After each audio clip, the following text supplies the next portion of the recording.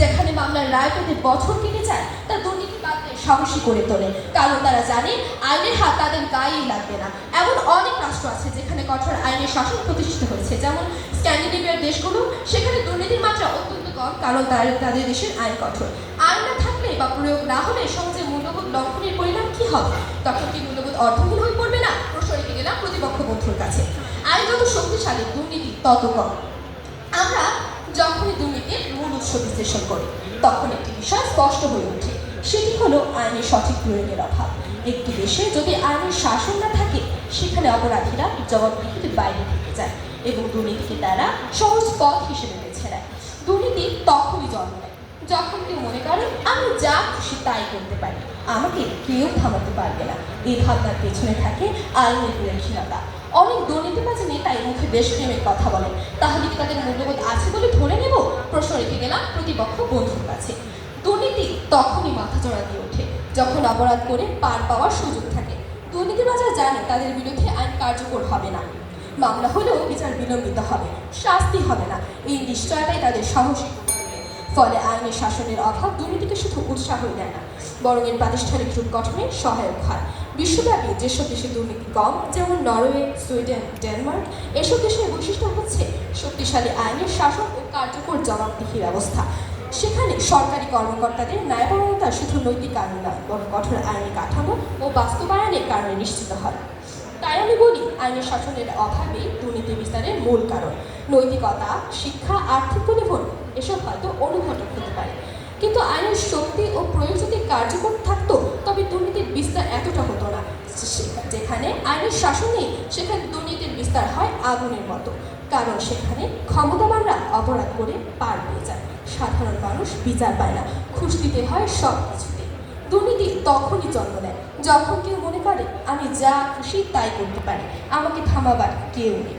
আপনি কি অস্বীকার করতে পারেন যে দুর্বল আইন প্রয়োগের সুযোগ অনেক সৎ ব্যক্তিও দুর্নীতি করেন? প্রশ্ন রেখে গেলাম প্রতিপক্ষ বন্ধুর কাছে। অতএব দুর্নীতির মূল জায়গায় যদি আঘাত করতে হয়, তবে আইনের শাসন প্রতিষ্ঠা করতেই হবে, কারণ বিচারহীনতা, শাস্তিহীনতা, আইনের অপপ্রয়োগ এইসব দুর্নীতিকে ডেকে আনে, শক্তি যোগায়। শেষ কথা, যেখানে আইন ক্ষমায় সেখানেই দুর্নীতি জেগে ওঠে, সেখানেই বিচার থেমে যায়। যেখানে দুর্নীতি দৌড়াতে শিখে আর তাই দুর্নীতির বিরুদ্ধে সবচেয়ে বড় অস্ত্র একটাই, আইনের শাসন। যদি আমরা মূল্যবোধকে মূল ভিত্তি ধরি, তাহলে সমাজের এক একজনের নৈতিকতা এক এক রকম। এই ভিন্নতা নিয়ন্ত্রণে কি কার্যকর পদ্ধতি আছে যদি না আইনের শাসন থাকে? প্রশ্ন রেখে গেলাম প্রতিপক্ষ বন্ধুর কাছে। একজন দুর্নীতিপরায়ণ ব্যক্তি যদি প্রতিদিন জানে যে তাকে শাস্তি দেওয়া হবে, তাহলে কেবল মূল্যবোধ দিয়ে কি তাকে থামানো সম্ভব? প্রশ্ন রেখে গেলাম প্রতিপক্ষ বন্ধুর কাছে।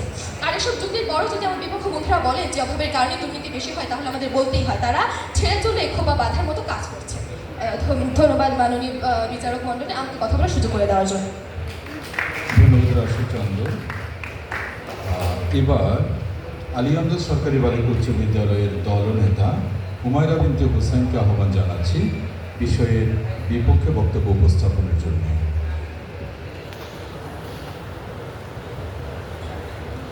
দেশপ্রেমের শপথ করি, স্বপ্ন পূরণের হাল ধরি, দুর্নীতিবাজদের ঘৃণা করি, সবাই মিলে দেশ করি।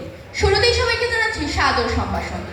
ধন্যবাদ মাননীয় মডারেটর আজকের বিতর্কের এই মহান মঞ্চে আমাকে কিছু বলার সুযোগ করে দেওয়ার জন্য। আজকে বিতর্ক চলছে এবং বিতর্কের বিষয় নির্ধারিত হয়েছে আইনের শাসনের অভাবই দুর্নীতি বিস্তারের মূল কারণ। অত্যন্ত যুক্তিসঙ্গত কারণে আমি এবং আমার দল এর বিপক্ষে অবস্থান করছি। মাননীয় মডারেটর, আইনের শাসন নয়, বরং মূল্যবোধ এবং দেশপ্রেমের অভাবই দুর্নীতি বিস্তারের মূল কারণ। আজকে আমার দেশের দুর্নীতি এমনভাবে মাথা চাড়া দিয়ে উঠেছে যে আমরা বারবার দুর্নীতিতে চ্যাম্পিয়ন হচ্ছি। মূল্যবোধ আজ শুধু মৃত পুঁথিতে বন্দী, দেশপ্রেম পালিয়েছে গহীন অরণ্যে। তাই জন্য দেশের দুর্নীতি আজ আমাদের সমাজে এমনভাবে গেঁথে গেছে যেন বিষবৃক্ষ। এই বিষবৃক্ষের মূল কিন্তু আইনের অভাব নয় মাননীয় মডারেটর, বরঞ্চ মূল্যবোধ আর দেশপ্রেমের শূন্যতা। যেখানে গৃহস্থের শাসন থাকে না, সেখানে চোর বেপরোয়া হয়। তেমনি যেখানে মানুষের মন থেকে মূল্যবোধ উঠাও, সেখানে দুর্নীতি রাজত্ব করে মাননীয় মডারেটর। বিজ্ঞপ্তিপক্ষ দেশপ্রেম এখন লাঠে নয় লুটে উঠেছে, চলছে লুটপাটের মহোৎসব। দেশপ্রেম থাকার কথা রাজনীতিতে, সেখানে বইছে দেশ লুটে মুটে খাওয়ার তুভুলি খেলা।